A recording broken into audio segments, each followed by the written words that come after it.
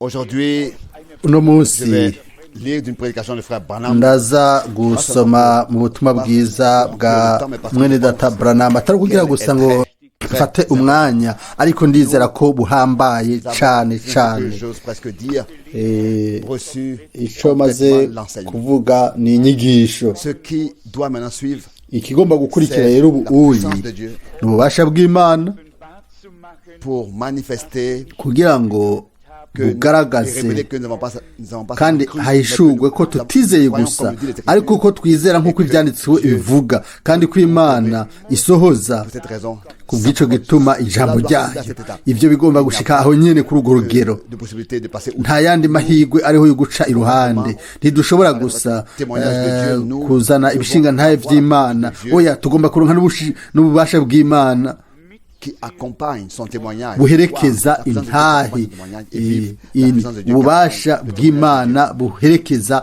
intahe y'Imana. Ijambo qui a été utilisé comme base de cette prédication de ryakoreshejwe Joël, le chapitre 2. nk'urufatiro turusanga muri Yoweri 2 guhera ku murongo wa 25 n'amajambo azwi na Je twese. vous rendrai les années dont les sauterelles Nzobashumbusha ya myaka inzige zasanganguye, et le fruit imwe inzige zarya ivyamwa, de guerre que j'ai envoyé contre vous. nizo ngabo zanje nari narungitse kubagwanya. Alors vous mangerez à satiété, vous serez rassasiés et vous louerez le nom de l'Éternel. Kandi muzorya mutakabi muhimbaze izina ryanje, jewe uhoraho Imana yanyu nabakoreye ibitangaza, kandi abantu banje ntibazokongera kumaramara. Ici, Gushika hano rino jambo ryera ry'igiciro ry'Imana. Amen. Imana yarasezeranye de restaurer toutes choses, kugarura ibintu byose, kandi kubera yasezeranye ibizobikora toutes les années. imyaka yose. Et ça, c'est le plus profond désir de mon cœur. Iyi niyo nyota yo mu mutima wanje, Laisser des ko occasions, tutareka amahirwe ngo arengane canke turindire ku mpera y'umwaka ngo turabe ibihe twaronse tugahusha, ariko reka turabe inyuma. Nijya ndirimbo twakoresheje, et turabe amahirwe twashoboye gufata, ayo mahirwe twagiriwemo umugabane. tenons à sa Twebwe disposition. Souvent, je turi pense inyego y'Imana, twiyegura Imana ngo ikore ibyo yateguye. Ndibaza yuko rimwe na rimwe tuba dukwiye gusubira kuja ku iradiyo kugira ngo duterere urusenga, rappeler maze twibutse abantu que Dieu a fait. ivy'Imana yakoze. Ntidufise isoni z'ivy'Imana yakoze, Nous avons une annonce de la parole de Dieu dufise équilibrée, gutangaza ivy'Imana bishikamye telle qu'elle n'a jamais existé sur terre. nk'uko bitigeze kuba na rimwe ku isi. Et pour cela, nous Ku sommes bw'ivyo très, très reconnaissants. dufise amashimwe menshi menshi cyane. Je voudrais maintenant, Uno munsi nagomba, et s'il y a des pensées sautées, nimba hariho ivyiyumviro noba ndiko ndasimba, murambabarira si jewe, ariko mubwo butumwa ndaza guhera ku rupapuro, je vais lire en commençant la page 3. ku rupapuro rwa gatatu mu hejuru mu Je regarde, je vois hejuru. des gens qui, il n'y a pas longtemps encore, étaient mourants du cancer. Ils se traînaient ici avec des béquilles nararaba abantu bari hano dans des chaises bafise ingwara ya kanseri, bari mu mabekiye, abandi bari mu ntebe basunika.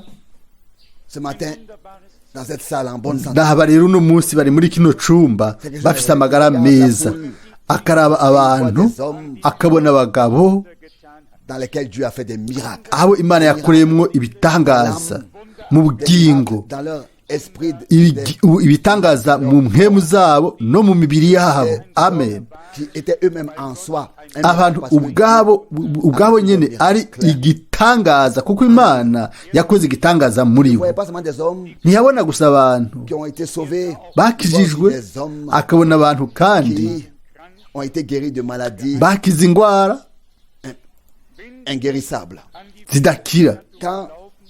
Si nous croyons à la restauration de niba twizera ukugarurirwa ibintu byose tukaba dufite ubushizi bw'amanga ko Yesu Kristo uno munsi ari wa wundi kandi nk'uko ari wa wundi aragomba kwigaragaza, agomba kwiyerekana, gushinga intaye ko ari wa wundi.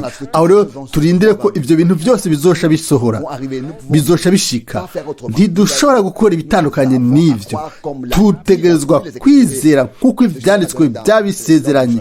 umwami yarategetse igihe yatanga itegeko ry'ubuvugabutumwa ngo tuje mu isi yose tuvuge ubutumwa bwiza bwiwe, kandi yavuze ku bwiwe, yatanze isezerano yuko ugusohoza kw'ijambo ryiwe bizoherekeza ugutangaza kw'ijambo ry'Imana, bizoherekezwa n'ugusohozwa kw'ijambo ryiwe.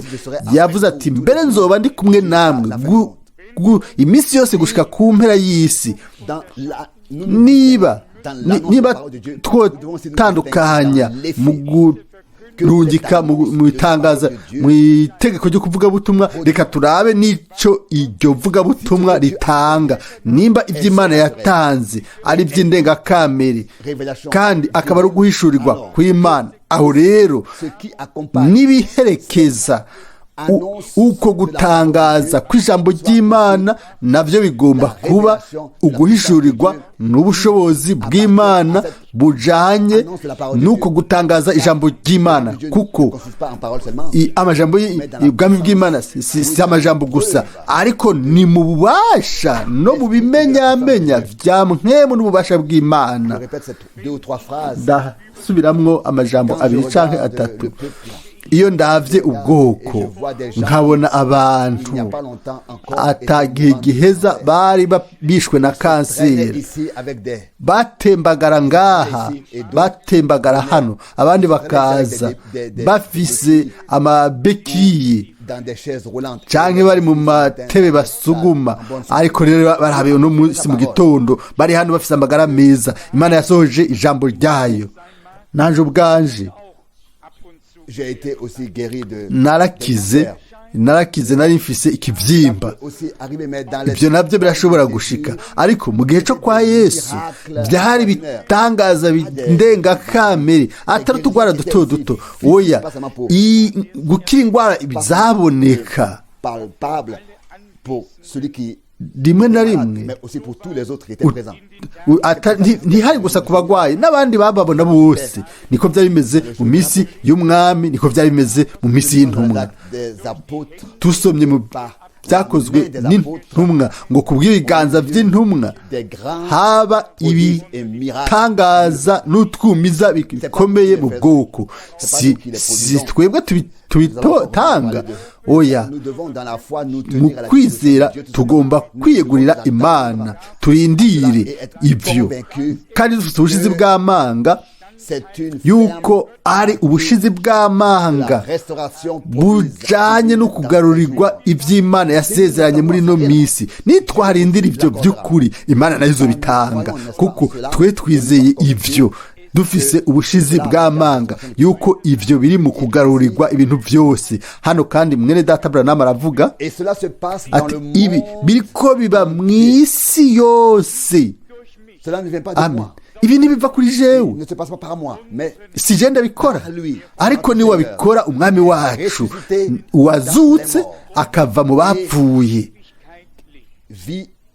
akaba ariho ibihe bidashira. si jewe, niko muri data Branham avuga hano, ariko niwe umwami wacu niwe abikora, uwazutse akava mu bapfuye akaba ariho ibihe bidashira. amen.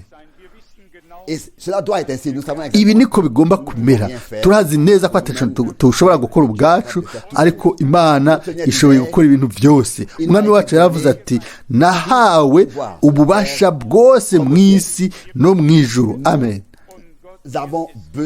dukeneye gusa ubwo bubasha kandi Imana izobutanga kuko yarabusezeranye. kandi hano arasubira kuvuga ati umwami wacu Yesu Kristo nashimwe, nashigwe hejuru ibihe bidashira. amen.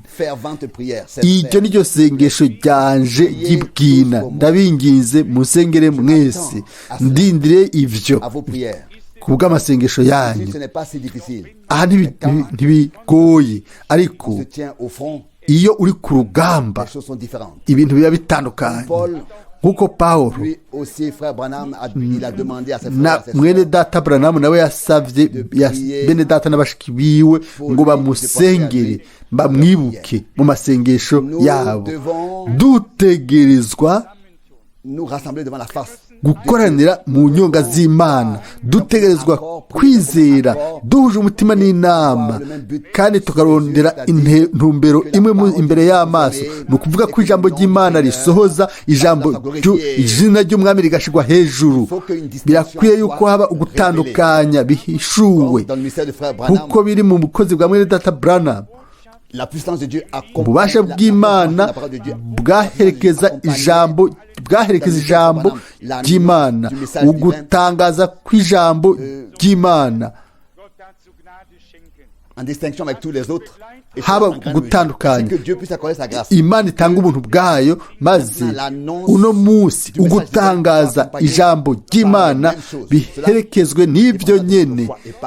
ivyo biva ku kwizera kwacu, ntibiva ku Mana. oya, ku Mana ibintu byose twarabihawe, biri imbere yacu. ndabanda ngo ndanezerwa cane nuko muri hano mwebwe mwese muri kino gitondo. inyuma ya kino gikorani turaza gusengera abagwayi, maze hanyuma turafise igikorwa c'umubatizo.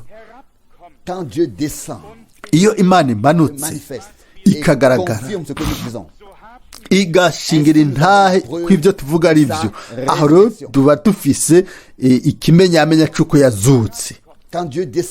iyo Imana imanutse igasohoza ijambo turiko turavuga mu butumwa bwiza, ku bw'ivyo tuba dufise ibimenyamenya yuko nk'uwazutse atari gusa mu ijuru, ariko ari hagati yacu muri twebwe. ivyo birahambaye cane. turazi twese ivyo bintu, ariko yarasezeranye mu ijambo rye ari mu ijuru. ego turabizi, ariko yavuze ati aho babiri canke batatu bakoraniye. kubera iki bakoranye? ngo bavuge, kugira ngo ari ngaho ngo abahezagire, kandi ngo anabakize, ngo akize ingwara, ngo asohoze ijambo ryiwe ko ari rizima. turafise ukwizera n'ukwizigira ku Mana yacu, ku Mana yacu. ikibazo ni igikurikira. yego, ikibazo ni iki gikurikira: mbega vy'ukuri ari muzima? mbega n'inkuru zakahise? oya, nimba ari muzima, aho rero amasezerano arasohora. yaravuze ati nzoba ndi kumwe namwe iminsi yose gushika ku mpera z'isi. yatanze iryo sezerano. twebwe si ikibazo tubajijwe nimba ari muzima. oya, turazi ko yazutse. nta muntu n'umwe yo dusobanura ibindi bintu. ico si ikibazo. oya, ikibazo gikurikira ni iki: mbega wewe nk'uwazutse muri twebwe, hagati yacu arashobora kugaragara? mbega arashobora gusohoza ijambo ryiwe nk'uko yarisezeranye kubikora? hano arabandanya kuvuga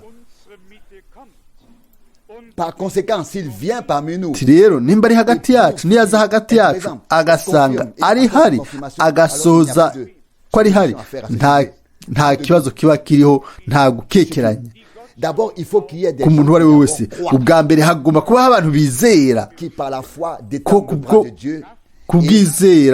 kumwizera akaramvura ikiganza ciwe, maze hanyuma bakabona ububasha bwiwe bugaragara. Igihe ivyo bishitse, aho rero haba hariho abantu bari bakekeranije imbere hanyuma badasubira gukekeranya kubera babonye ibisohoye, kuko Imana yaje ikabatabara mu buryo bugaragara. Ibyo bashobora kubona n'amaso yabo yari yaretse ngo babibone ko ari hari. Mwene data Branham arabandanya kuvuga ati, nimurabe amadini yo ku isi yose afise imisi yayo y'imisi mikuru, ariko abayatanguje abo barapfuye, ibyabo biba birarangiye. Ariko Yesu Kristo uwashize ishengero ryiwe nibyo yarapfuye, ariko yarazutse. Amen. Kandi ibyo navyo ukundi gusha bigomba kuba mu mitima yacu, ko yazutse, ko ari muzima, ko ari hano, ko avuga, ko atashobora kureka gukora ikintu runaka, ariko aragomba yuko agaragara muri twebwe hamwe no mu bandi nk'uri muzima. Ubu butumwa nibwo bwa nyuma nzotanga ku rupapuro rw'indwi. Ubu butumwa n'ubwa nyuma ntanze kuri rino koraniro muri kano gace k'igihe. Nari nifuza ko buno butumwa nimba Imana igomba kubuhezagira bwinjira indani mu mitima yacu, kugira ngo mutahure neza ico busobanura. Turi hano rero kugira ngo tuvuge ibyo twizera, tubigaragaze n'ivyanditswe vyera, twerekane yuko ari ivyanditswe bibivuga. Hanyuma Imana irabisohoza ko ari by'ukuri. Uko niko ibifadika by'ukuri. Ingena ari byiza iryo tangazo rya mwene data Branham ngo buzaba ari bwo butumwa bwanje bwa nyuma muri rino koraniro. Hanyuma aca atangaza igikorwa cyo gusengera abagwayi. Mbega aha natwe twotangaza isaha yo gusengera abagwayi, tugafatira Imana ku ijambo ryayo. Ndababaza, niki Yesu yavuze igihe yakoze igikorane kimeze gute igihe yari hano ku isi? Mbega ibikorane byiwe byari bimeze gute? Yari amajambo gusa? Oya. Igice kinini byari ibikorane byo gusengera abagwayi. Ni ego canke oya?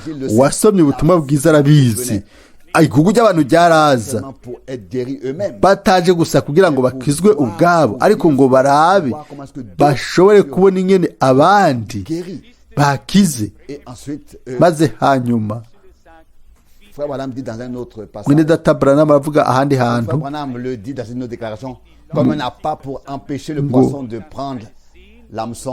ngo ntiyabujije urufi gufata ubwambo. Nkuko rero igugu ry'abantu riza, haba ibitangaza n'ibimenyetso, abantu bagakwegerwa gukurikira ijambo. Reka gahunda tuyisigire umwami, ariko ntacyo tugomba gusiga, nta na kimwe. Yavuze ati ugutangaza biri kumwe n'ububasha n'ibitangaza n'utwimeza. Abantu bagomba kugira umwimenyerezo ubwabo. Hari mushiki wacu yampamagaye aravuga ati wosubira kunsengera, kandi ndavuga ntoya, ni gusa iyo ububasha bw'Imana buri ngaho mu izina ry'umwami, wizeye Imana, tugafatira Imana ku ijambo ryayo, tukarindira yuko asohoza ijambo ryiwe nk'uko twabisomye tukabyumva hano. Turi ngaho tuvuga ibyo twizeye, tubigaragaze n'ibyanditswe, twerekane ko ari ibyanditswe bibivuga. Hanyuma Imana irabisohoza ibisohoza ko ari by'ukuri. aho rero ku bw'ibyo bikaca bibifadika. turazi ko hari ibintu byinshi, hari abantu benshi bagira umugabane mu bikorane by'umwami no mu gihe cy'intumwa no mu gihe cy'iwacu bagize umugabane mu bikorwa bya mwene data, mu bikorane bya mwene data Branham. ni bangahe mu mitima yabo batizeye ubutumwa, ariko baraza kuraba ibyo Imana iza gukora mu ijambo. umunsi umwe kumbure bizobacira urubanza, ariko Imana mu bubasha bwayo butahangagwa ntiyashobora kuguma itabahaye inyishu hano ku isi. ariko igihushane hariho amajambo ngo ibimenyetso n'ibitangaza bizoherekeza ijambo, bizoherekeza gutangaza ijambo ry'Imana, byarabiherekeza.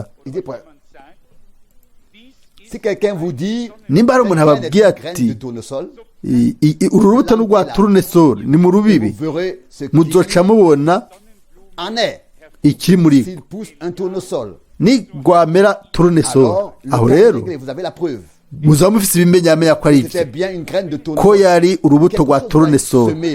ikintu kibibwe niba ari ukwizera mbere, uko kwizera kukaba kubibwe, birakwiye yuko ikintu ico ijambo ryasezeranye gisohoka kikaza, kuko ukwizera nimba ukwizera kubibwe hakabibwa nk'urubuto rwa turunesol, ugaca urindira yuko uzokwimbura urugano cyangwa ikindi kintu runaka. dufise imbuto y'igiciro y'ijambo ry'Imana tubiba mu kwizera, ariko urwo rubuto rugomba kwakirwa muri kwa kwizera nyene, kubwo gutangaza ijambo ry'Imana.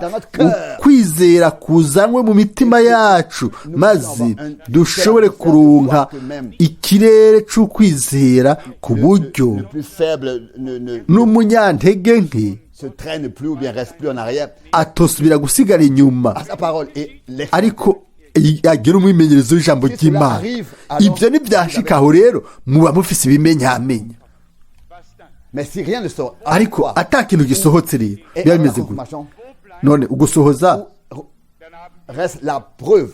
ibimenyamenya bisigaye hehe? ko twabivye, twahambye ikintu cahambwe nticabibwe, nta cavuye. oya, turagomba n'umutima wacu kwizera, tukagira ibyizigiro bizima bidashinyiganyiga yuko Imana ifise ico igomba gukorana natwe, kuko yarasezeranye.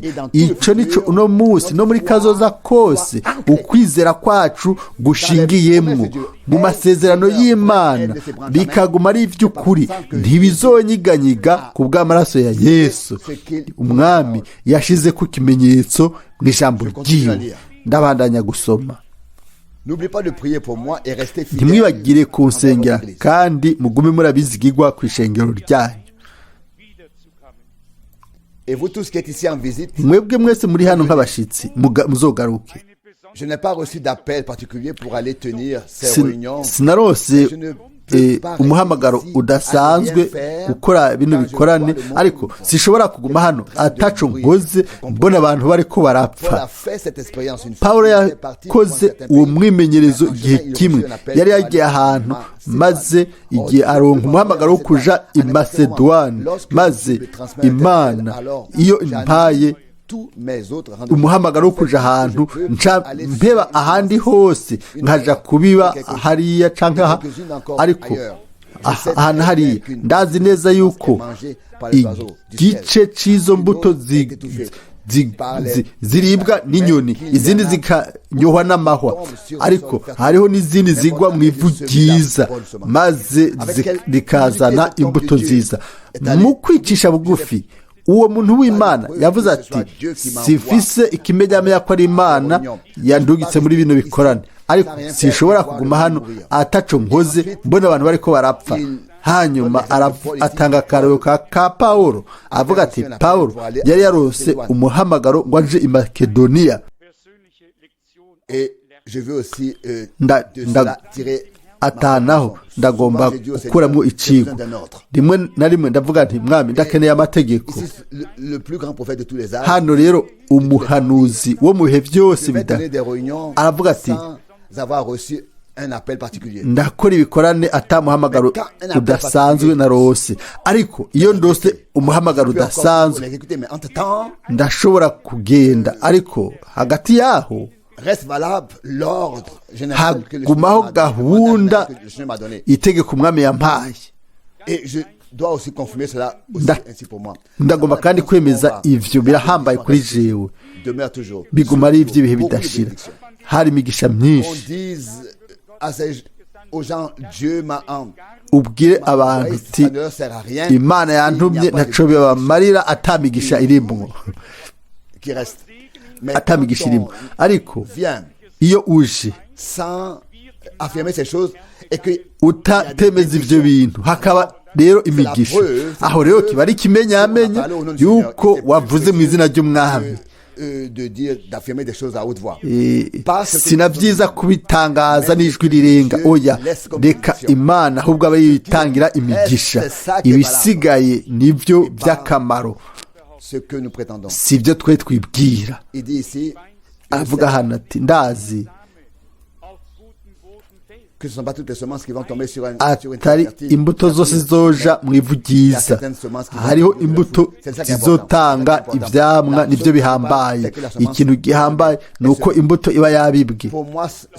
Kuri jewe ino mirongo hano iranyubaka mu kwizera, irantera intege kuja ntera imbere hamwe n'umwami,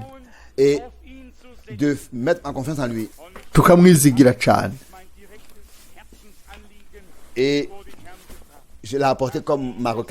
Ibi nabizanye nk'umutwaro uhambaye imbere y'umwami. Uwo mwaka ntube umwaka nuhusha amahirwe, birakwiye ko kubwo ubuntu bw'Imana byose biba. Natahuye yuko Imana iba kumwe natwe iyo dufise itegeko ry'Imana. Nitwagume muhira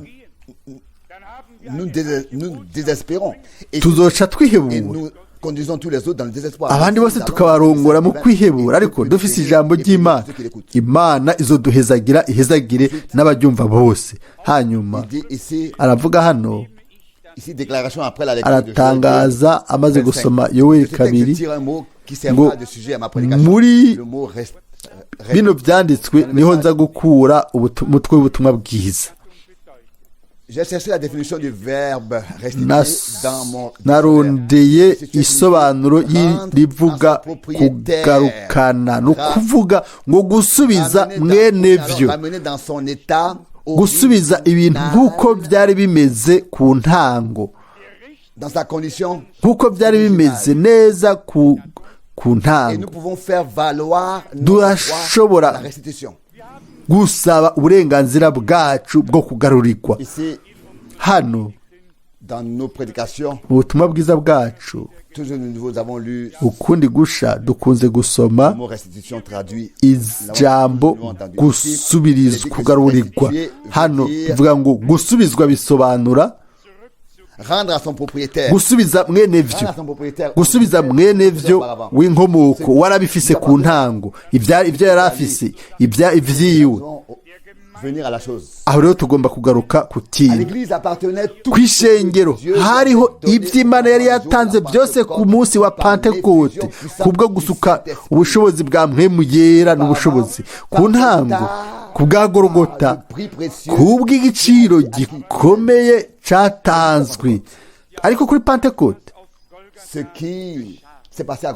ibyabaye Golgota hejuru mu ijuru byarasohojwe. Uko niko abantu bongeweko, barongerwako, bumva ijambo ry'Imana, bagize umwimenyerezo w'imigisha y'Imana mu buryo budasanzwe, gucungurwa kwabo,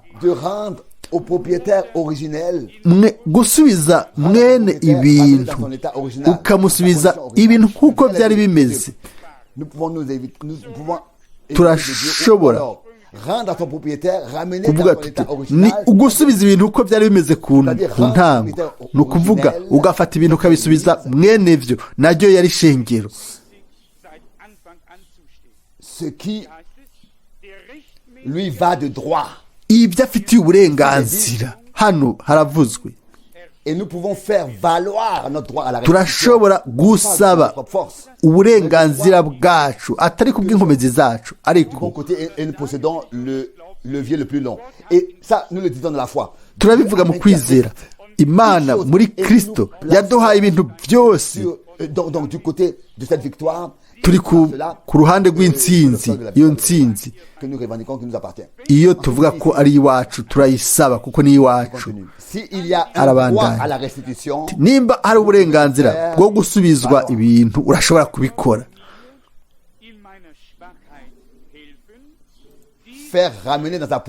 maze ibintu kabigarukana ahantu, maze Imana ihezagire amajambo yanje y'intege. ukungene ndiko ndagerageza gusobanura bino bintu, Imana ibihezagire. Nimba hariho uburenganzira bw'uko usubizwa ibintu urabisaba 100%, turagomba kubikora. Kubera iki? Kubera Imana yabisezeranye, kandi amasezerano y'Imana ibyo turakunze kubivuga. Twabyumvise mu kanwa ka mwene data Branham, nous avons entendu de la bouche de frère Branham par l'histoire d'Abraham. Kamwene data Branham twavyumvise kubwo inkuru za Abraham. We yari yizeye mbere ngo byari nkuko byabiri bimaze kubaho. Il les possède déjà, il les a déjà reçus. Abraham yari ameze nk'umaze kubifita kuko byari bimaze kuvugwa. Hariho uburenganzira bwo kugarurirwa, à la restauration, gusubizwa, au rétablissement, gusubizwa ibintu byose uko byari uko wari ubifise ku ntango. Zijya nzige zine ibyo zariye hano, Imana iratubwira ati nzobasubiza ya myaka iyo inzige zariye, kandi Imana ko yabivuze izobikora. Ndasubira kubisoma hano. Nimba hariho uburenganzira bwo gusubizwa, nimba ubwo burenganzira buriho, amen. Amen ntiyari ikomeye cyane. None tugomba kuseruka imbere y'Imana gute? Birakwiye ko mu mitima yacu bisamirana. Umuriro w'Imana ugomba kwaka muri twebwe, watswe muri twebwe, tuko dufite uburenganzira bwo kugarurirwa, kuko n'Imana yabisezeranye. Dutegerezwa gukurikira, atari gusa abantu barorera. Oya, twizere iby'Imana yasezeranye. Niba dutegerezwa gukwegana bamwe n'abandi, none abatizera nabo nk'abakuwe mu muriro bakekeranya bazoshikana, ntibizera ibyo. Oya, hano arabivuze hano n'uguca bugufi kwisha ngo Imana uno munsi ishobore kumfasha mu ntege nke, ishobore gukora ibi. Imana yaramufashije. Imana rero uno munsi ifashe nawe igufashe, dufashe twese kugira ngo dutahure mu buryo Imana yabivuze, tubigiremo umwimenyerezo umwe wese ku ruhande rwiwe. Imana yaramufashije mu ntege nke, kubera ko twebwe Imana itodufasha mu ntege nke zacu. Imana yaramufashije, avuga kuri ico cigwa, natwe Imana idufashe mu kwizera dushobore kwakira ico cigwa, kibe igishikamye, mbere dukoresha ingufu zose ivyo bigaragara. Rero uwarafise ibintu ku ntango ni ishengero ry'Imana nzima, nta gukekeranya kuri uburenganzira bwo gusubizwa buriho. Hano aravuga hano ati nimba bikenewe, ndizera ko bikenewe. Nimba bikenewe, murashobora ubwo burenganzira bwo gusubizwa, murashobora kubusaba bukagaragara. Ni uburenganzira bwo gusubizwa. Uburenganzira bwo gusubizwa bufise akamaro. Reka tubusabe. Tuje muri Luka 16. Luka 16 ngo amategeko n'abahanuzi byarabayeho gushika kuri Yohana, ariko ngo ababwinjiramwo mu bwami bw'Imana bakoresha ubuhizi. Si ngomba kuvuga ubuhizi ngo ufate ikiganza ukubite ku meza. Oya, ni ukwizera gushikamye mu mitima yacu, maze duhe amashimwe Imana kubwo ibyo yasezeranye, nk'uko bimaze kubaho, Imana imaze kubitanga. Nimba ibyo tutaramera nk'uko twabihawe, tuvuge tuti Mwami, birakwiriye cyane yuko dushobora gusaba ubwo burenganzira bwacu maze tugarurirwe. Aho rero tuba turi ku masezerano yose y'Imana. Hano mwene data Branham aravuga ati dusabe. Mbega umutwe mwiza w'ubutumwa bwiza, no kwifuje kugira iminsi 2 kugira ndabivugeho. Gusaba, dufise amahirwe yo gusaba. À Satan le droit que Dieu nous a donné, la position que Dieu nous a donné, les bénédictions. Urufatiro ivy'Imana yaduhaye, imigisha Imana yaduhaye. Nous écoutons ce soir. Tugomba un nouveau privilège que nous avons. Uno munsi twumve amahirwe yose dufise amahirwe. Ici il est parlé d'un privilège. Hano n'amahirwe mashasha. C'est notre privilège. N'amahirwe yacu, n'uburenganzira bwacu, que Dieu nous donne. Ivy'Imana yaduhaye de revendiquer, de faire valoir ce qui a été révélé, nukusaba ibyo ahishuwe, ibyo twahishuriwe, ibyo twamurikiwemwo, tugire aho ibyizigiro bizima byavutse muri twebwe, nk'uko Imana yari yarabigenye ngo ibyo bintu tubisabe. Cela semble être un peu étrange. Ibyo bisa nk'uko umenga ntibisanzwe. Ntimwibaze ngo tuzobandanya gutya gushika. Oya, suko dutegerezwa guhagarara imbere y'Imana n'ijambo ryayo. Hano hari ikintu gikenewe, amahirwe turayafise. Twe dufise amahirwe yo kugwanira, yo gutegeka Satani agasubiza ivy'Imana yaduhaye, agasubiza ivy'Imana yaduhaye byose, ivy'umugwanizi yatwivye, ibyo yagoramitse, ibyo yariye. Ni igiki cyasigaye? Ni igiki cyasigaye? Oya, Imana yarungitse ubutumwa bwo kugarurirwa, gusubizwa. Ni kubw'ibyo ayo majambo y'Imana niho dufise uburenganzira. Tumaze kumva ubutumwa bwiza, tukerekwa yuko ari dufise iyo nyota. Ariko ntitwahimbawe hamwe n'abakarismatike bose, twari kubandanya. Oya, ariko siko byari bimeze. Ibyo si iby'iwacu, ibyo ni iby'abandi, ariko si iwacu. Imana twebwe yatugeneye ibindi. Ni ukuvuga ko muri no minsi twumva ijambo ry'ubuhanuzi tukaryizera, hanyuma ngaho Imana nanje ikazana ikizigiro kizima. Siko byari bimeze ku ntango. Oya, aho rero nanje mba numva bishize inyota, kuko inyota idasanzwe yashizwe muri jewe mubyina. Ayo majambo y'Imana ndayabona akabigifadika muri twebwe. Rero duharanire iki kigwa kimeze neza. No kwifuje kugira iminsi 2 ngo mvuge kuri ivyo guharanira. Dufise amahirwe yo guharanira ko Satani asubiza iby'Imana yaduhaye, asubize iby'Imana yaduhaye. Singomba guhangayika ko ibyo Umwami yavuze bigomba kuba kuri babandi bose bizera ijambo ry'Imana, bakarindira yuko hasohora icyo ijambo ryavuze. Hano nzobikora gute sinzi oya icyo nzi gusa ni uko imana yabisezeranye de restituer ce qui nous appartient, ce qu'il nous a donné. gusubiza ibyo yaduhaye byose dufite n'uburenganzira bwo kubikora De le faire valoir. dufite uburenganzira bwo kubiharanira kuko imana yabivuze ku bwa mpemu wiwe kugira ngo Ce qui lui est agréable arrive. ibihimba imana bisohore.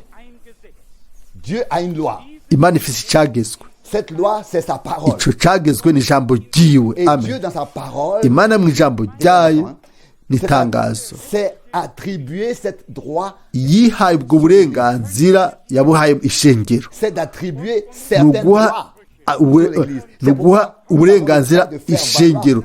nicyo gituma dufise uburenganzira bwo guharanira tukabwira satani tuti dusubize ibyacu ategerezwa kubikora kuko dufise dushobora gufata hamwe natwe umwavoka w'imana mpemu yera tukavuga tuti uku ni kuhoraho agize umwami. Satani ategerezwa guca asubiza ibyo yanyaze kuko mpemu yera amutegeka kubikora, kuko mpemu yera ari ngaho ngo amutegeke kubikora. Uku niko hari inyishu, niko tugomba guharanira uburenganzira bwacu.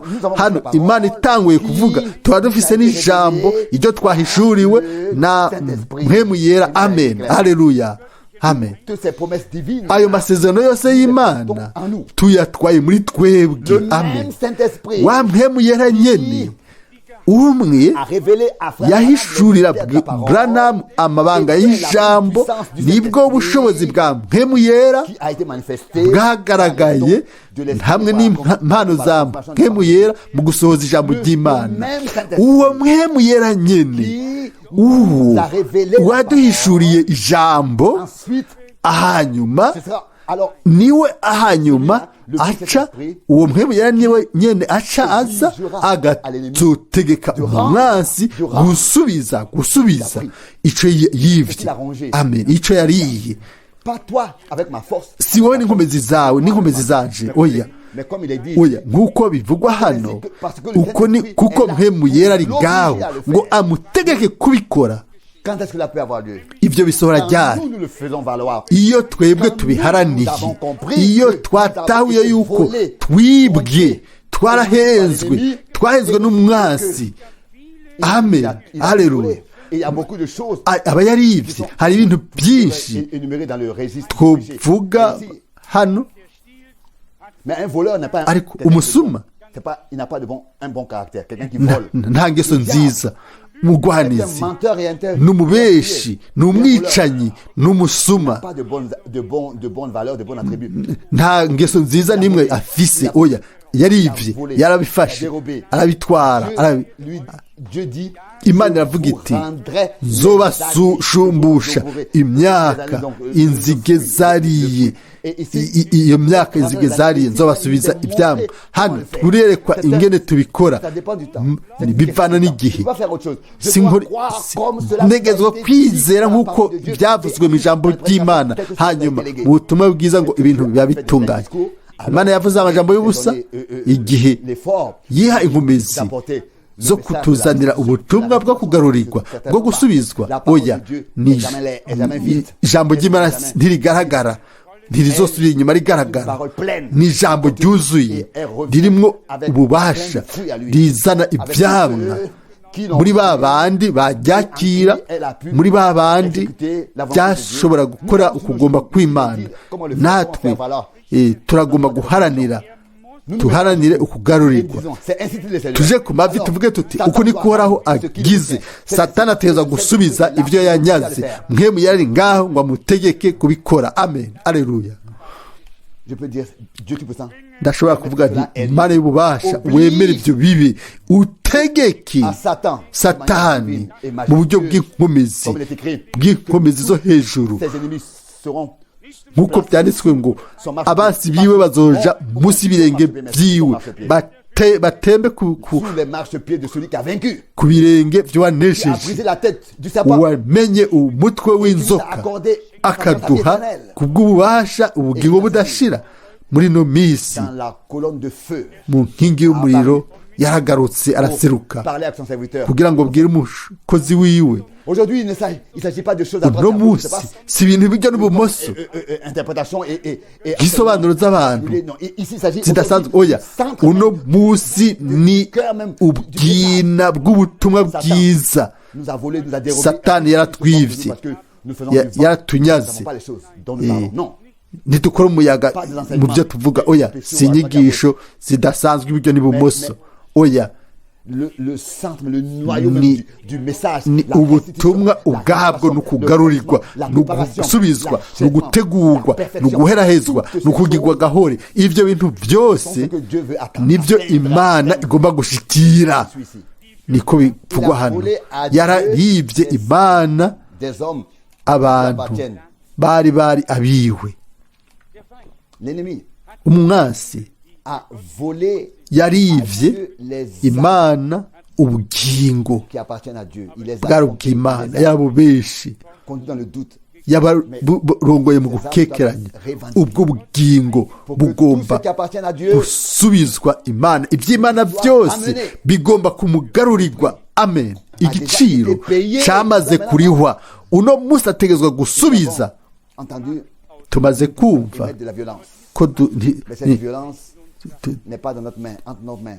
ntidukunde ugukoresha inguvu ariko ibyo byose tubishyire mu biganza by'imana kugira ngo mwemu yera Oblige, puisse obliger ategeke ashobore gutegeka satani arekure pour que tout kugira ngo byose nous appartenait iby'iwacu byose originellement nous byo soit ku restitué, ntango tubigarurirwe faire valoir. tubiharanire tubigwanire mu buryo bw'imana Car le tutahure Saint-Esprit kuko est là mpemu pour yera diriger ari ngaho ngo amutegeke gusubiza ibyo yibye ubugingo bwose bw'imana abana abagore abo imana yashizemwo iyo mpemu arongoye mu kuri kose mpemu agahishura mpemu agakora byose muri ba bandi aho mu kwizera bakiriye ijambo ry'imana mu kwizera bakira ibyo urupapuro rw'umunani icyenda imana ifise intumbero hamwe natwe atari gusa inyigisho z'imyaka 20 n'ibindi byose atakintu kiriyo inyuma oya ntibishoboka ibyo si byo neza neza nk'uko imana yahamagaye muri data Branham ikamurungika ikamubwira iti nk'uko Yohana umubatizi yabaye integuza yo kuza kwa mbere kwa Kristo nabisomye ahantu runaka byanditse neza ngo uku niko ubutumwa nawe uhawe buzoba integuza yukuza kwa kabiri kwa Kristo bikwiye ko bimera gutyo ni turi mu gihe c'ubuvugishwa si gihe c'idini canke ingero zacu oya ivy'Imana yavuze mu ijambo ryayo nivyo vy'agaciro ngo nzobashumbusha iyo myaka yose aho ibintu byose byariwe atana kimwe cyasigaye ariko nzobashumbusha nzobasubiza amen haleluya maze ivyamwa byariwe muzorya rero muhage mute akabi muzoshima mushimagize izina ry'uhoraho iwakoze ibihambaye muri mwebwe amen uko ari isezerano uko byanditswe ngo uwakoze muri mwebwe ibihambaye rero hariho abantu babayeho mu kwizera bashobora kuvuga bati kuko bizeye iby'Imana yasezeranye ngo wakoze ibihambaye muri mwebwe ndasubira kandi gusoma gutangaza hanyuma nza ku mpera nimba satani abaturubitse akabateza indwara murafise uburenganzira bwo guharanira uburenganzira bwanyu ku bw'icagezwe c'Imana amen kuko mu mishirago yiwe amen narakize indwara amen mwarakize ibyo n'Imana yabivuze mu ijambo ryayo amen murashobora guharanira ubwo burenganzira bwanyu imbere y'Imana hano iri ni ijambo ry'imana ku bw'ibyo Elle nous donne le droit. aduha uburenganzira atacyagezwe nta burenganzira icyagezwe hano hano ni icyagezwe cy'imana harimo umuco satani yaraneshejwe satani n'umubeshi twaracunguwe twahakize indwara niko byanditswe hano amen satani nimba yarabaturubitse akaba guteza indwara mufise uburenganzira imbere y'imana bwo guharanira ubwo burenganzira bwanyu kubw'icyagezwe cy'imana icyagezwe imana ibahaye urabye mu buryo bw'isi mu buryo bw'umubiri hariho ibintu by'ukuri iburyo ni bubafu ariko hano ni ibintu by'imhemu ni iby'imana ni kangahe mu kanwa kamwe na data Branham yabivuze ibyaha byose indwara zose umupfumu wose byose biva kuri satani indwara ntishobora kuva ku mana imana y'urukundo ntishobora guteza abantu indwara ngo ibaturubike hanyuma ize ibakize yariyo yabagwajeho ibyo ntibishoboka imana siko imeze mu mana nta kibi kivayo umubi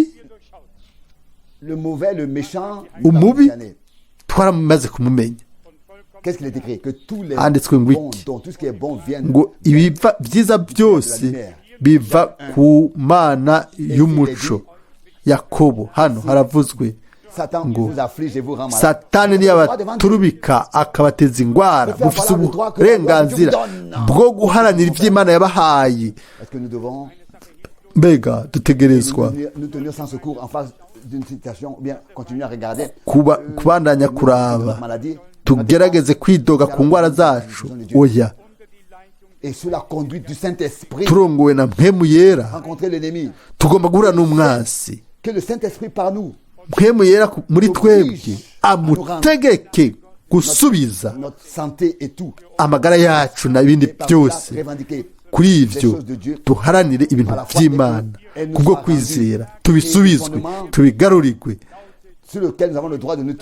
icyo duhagaze ko ni uko mu mishagu yiwe twakize indwara ubwo nibwo rufatiro dushobora guhagarara ko tugaharanira uburenganzira bwo gusubizwa haranditswe ngo yikoreye ibyaha byacu n'indwara zacu niko byanditse ibyo byamaze kuba kuri bwacu aho rero turagomba kubyakira tubyizere mu kwizera ibyamaze kubaho tuvuge tuti mwami wamwemuyera nyine yatwemeza ibyaha akaturongora mu kwihana mu guhinduka agashira uguhinduka muri twebwe akakora ibyo byose muri twebwe uwo mwemuyera nyine niwe yaduhaye guhishurirwa hano nk'uko mwene data Branham yabirose ngo uwo mwemuyera nyine yaba ari ku muhanuzi ku ntumwa ubu rero ni ku bwoko bw'imana hariho mpemu yera umwe n'ububasha bw'imana ububasha bw'imana buzotegeka satani gusubiza ibyo yamaze kwiba murazi arashobora gutwara amagara agatanga indwara wewe niko abibyumva ariko turashaka kuvuga tuti mwami utwakire ku bw'ubuntu bwawe mbega turamurindiriye twese turarindiriye ko ibyo bizoza mbega turashaka gufatira imana ku ijambo ryayo birakwiye ko ibyo bisohora maze ibyo bikabaho uno munsi imana ishobore kubiduha mu bwira ntidusubire kuraba ku bimenyetso yaba narakumenyetso si ukwizera si ibyo buvuga oya genda shibura kuko muze kuvuga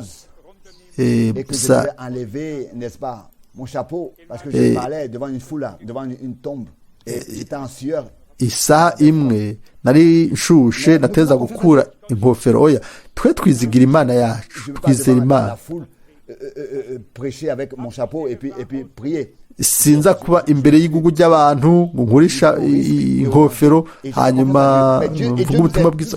Oya, Imana idufashe dufatire Imana ku ijambo ryayo, tumwizegere sigire, nta ndwara rimwe iva ku Mana. Oya, Yesu Kristo niwe yikoreye indwara zacu, yarazikoreye, yaziremetse, yazidukuyeko. Twizere umutima wacu wose ko twakize. Aho rero niho mpwemu yera acaza, nitwamwizera Imana azotegeka Satani gusubiza, azokora ku buryo turonka ibyo byose dufitiye uburenganzira, iby'iwacu. Ugukira indwara n'iby'iwacu. Turavuga tuti Mwami dushoboze, nudufashe dushobore guhagarara ahantu aho ushobora gusohoza ijambo ryawe muri twebwe ku bw'ubuntu bwawe, urisohoze. Nihashimwe izina ryiwe ryera, azobikora. Amen. Turahaguruka ku bw'amasengesho. Kumbure turaririmbira hamwe ngo nk'uko ndi ataco nzanye muri jewe.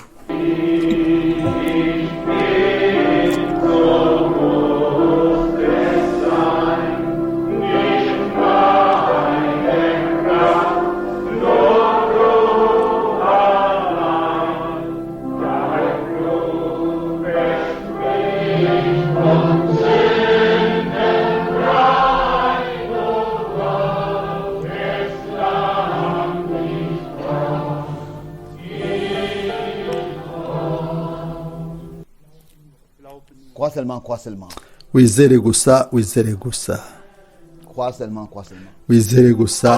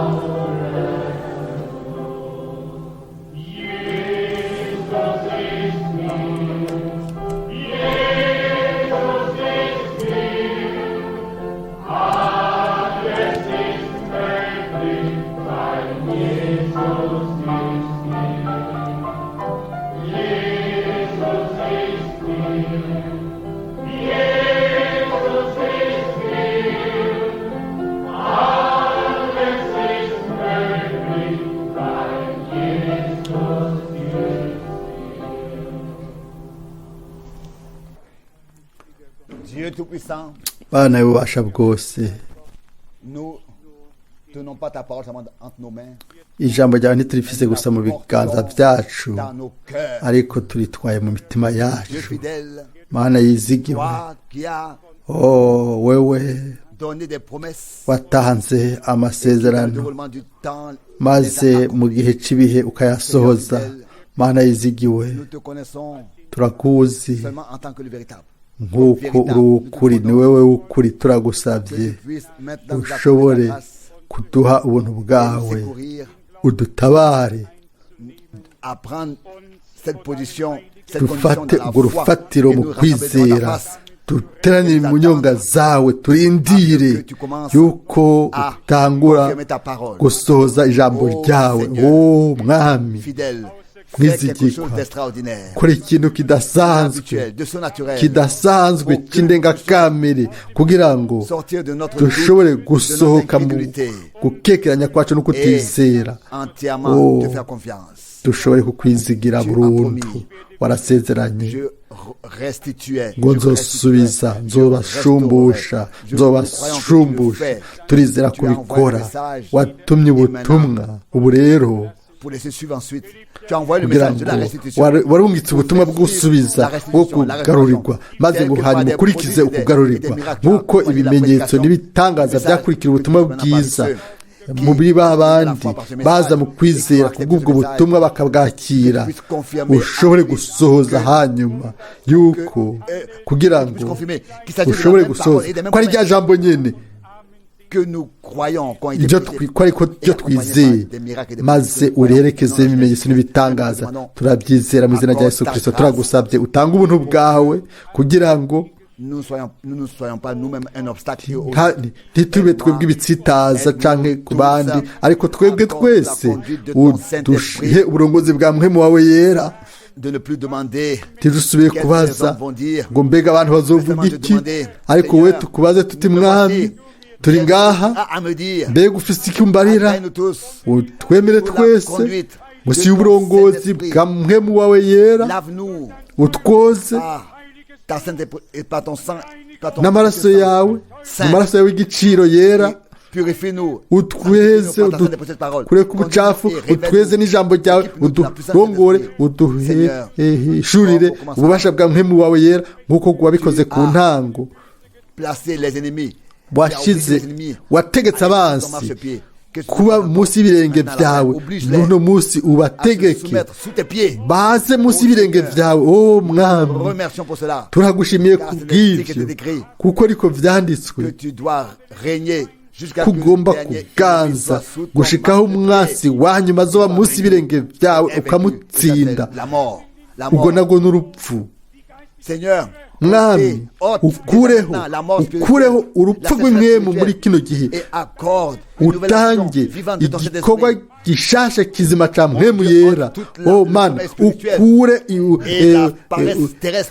itiro ry'urupfu mu buryo bw'impwemu maze utwuzuze umuriro mu mpwemu tugukore twese nk'uko mu Baroma 12:9 hari oh mwami amajambo meza twakiriye abantu bo ku isi bumve ubutumwa bw'Imana bwiza haleluya ntidufise isoni y'ubwo butumwa oh mana yanje twizera nk'uko ivyanditswe bivuga